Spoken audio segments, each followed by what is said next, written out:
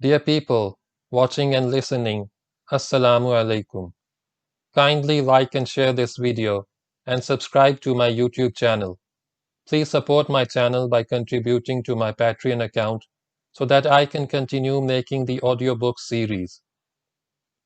Tipu Sultan, who was the ruler of the kingdom of Mysore in South India, during his reign used to write down his dreams.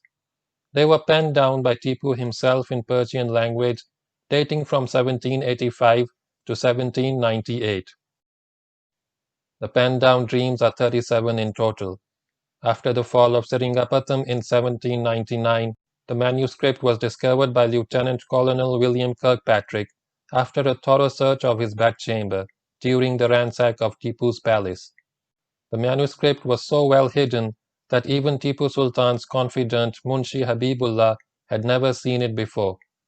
The letters have been translated into English by Dr. Mahmood Hussain, former Minister of Education and Professor of History in the University of Karachi, Pakistan. Dream 10. The Top of the Hill. On the 29th of the month Hadiri, on Thursday in the early hours of the morning, on the eve of the Marhatta war at Patan, I had a dream.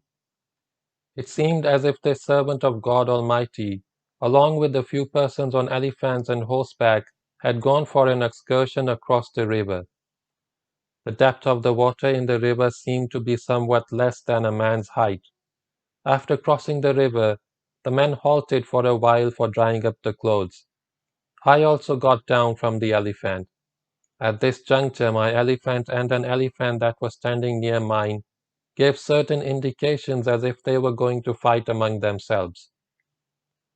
Although the fight had not started as yet, I thought of climbing a hillock nearby in order that I might be at a safe distance from the elephants.